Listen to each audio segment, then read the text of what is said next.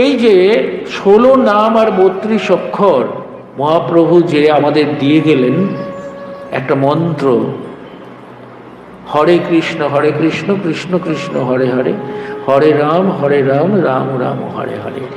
এই 16 নাম 32 অক্ষর, এইটা সব সহজতম একটা পদ্ধতি ঈশ্বরের কাছে পৌঁছে যাওয়ার। মহাপ্রভু বলছেন ভক্তি আর ভাব সেই দিয়ে শুধু নাম গান করো, যেটা আমাদের ঠাকুরও বলেছেন, ভাব এবং ভক্তি, ভক্তি এবং ভাব এই দিয়ে শুধু নাম গান করো।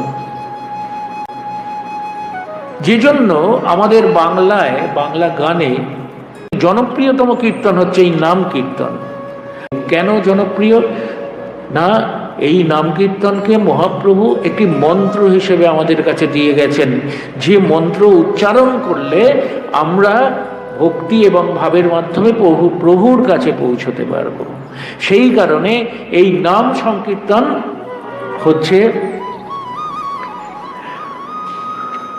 সব থেকে আমাদের কাছে জনপ্রিয়তম একটা সংকীর্তন। এবং মহাপ্রভু নিজে কি বলে গেছেন, নাচো গাও ভক্ত সঙ্গে করো সংকীর্তন, কৃষ্ণ নাম উপদেশী তার সর্বজন।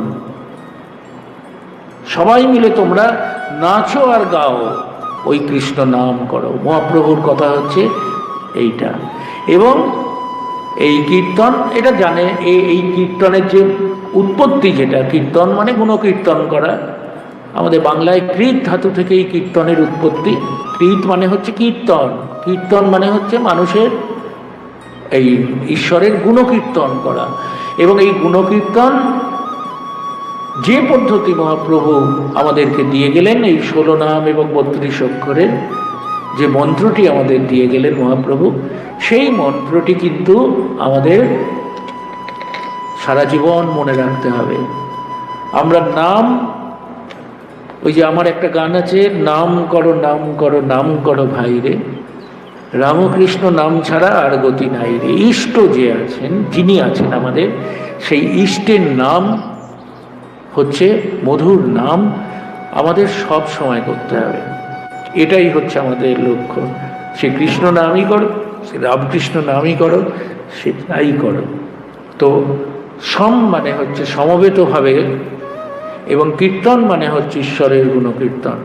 এই সম এবং কীর্তন মিলে হচ্ছে সংকীর্তন।